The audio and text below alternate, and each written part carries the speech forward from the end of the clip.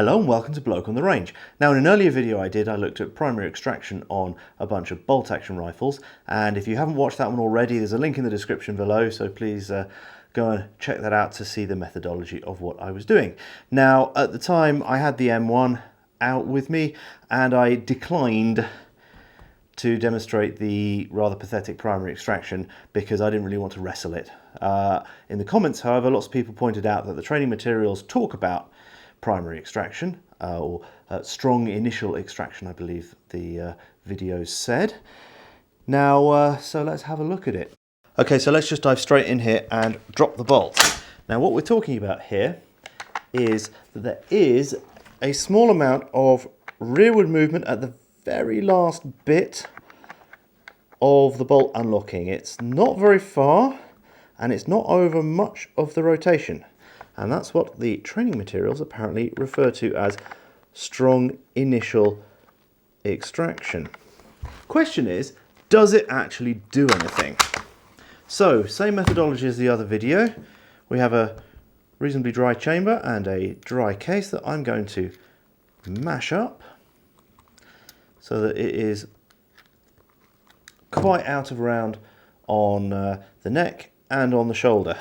So this is now really struggling to go anywhere, so without M1 thumbing myself, can we get this puppy all the way in? Answer is not yet. Let's just give it a bit of persuasion. So this is really stuck. This might need a couple of hits. Ugh.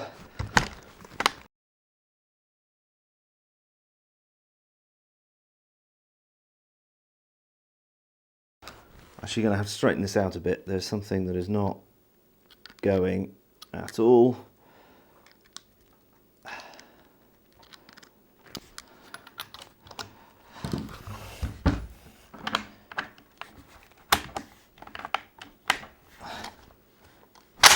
Yes! Finally, it is in. Right. We are in battery. We are fully locked. So, that is now a very sticky extraction, and just to make sure we are fully down, we'll drop the hammer on it. Now, if the primary extraction were, in fact, anywhere near as powerful as even that of the Mauser 98, I should be able to fairly easily open it, but I can't. Now, what you can see here is that the initial rotation of the bolt like that is entirely possible. Basically there's some play between the extractor and the rim at this point. And there's a common myth that people think that the extractor is twisting the case in the chamber during that part of phase of extraction, which is not actually the case. The extractor and the rim are not in contact, so one can rotate with respect to the other. And that's what's going on there. So as soon as we get to the fabled initial strong extraction, what happens is that the extractor then comes in contact with the rim and it's going to necessarily pull at a slight angle. It's not going to manage to turn the case in the chamber, but it's going to pull the rim at an angle. And as you can see, it's doing 4/5 of bog all. So let us put it down. And I'm on a concrete floor here, so I'm not going to mortar it. Let's. So there we go. It does a little bit, but not an awful lot. And I learned this the hard way because I had some Norinco steel-cased ammo that was not very good, and I shot it in an IPSC match. And I had, in a couple of cases, I had the extractor ride over the rim, and I had to clear that one on the clock. So if I can just get that in, but okay, it's not fully in, but just to give a comparison of the force, it's about the same. Now let's just do that one again for good measure. Okay, fully locked in battery. I might not be the world's strongest man, but I can't get that open without some extra leverage. So there you go. Right, so if that slight curve is doing very, very little, if anything at all, in terms of primary extraction, now what is it actually for? And this is quite interesting. And I'm going to pull out a totally different bolt and carrier from an AR-15. Now, with an AR-15, the cam track is there, the cam stud is there attached to the bolt, and as the carrier moves forward with respect to the bolt, it rotates the bolt head due to the cam stud running in the cam track. Now the way this is set up here is such that when there's any pressure on the bolt head, for instance from the breech face or more appropriately from the round being fed, it's always trying to turn that bolt.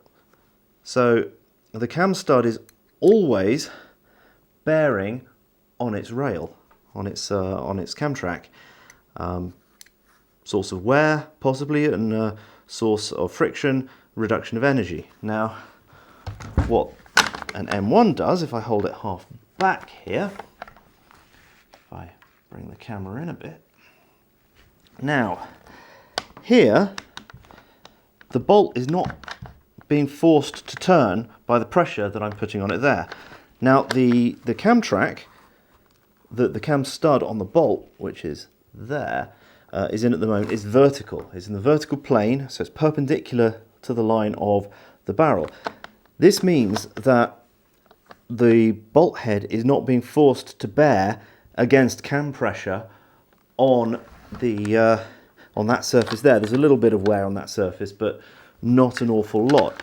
Now, what you can see, maybe if I really zoom the camera in, I'm not stripping this, the bedding on this rifle is beautiful. Now,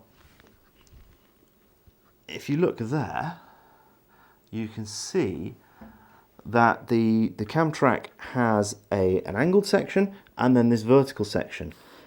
And because the cam track itself is not tending to rotate the bolt while it's moving forward, you've got to have something else that kicks the roller in the bolt, which is that bit there, kicks it from the vertical section to the slanted section so that it can rotate the bolt.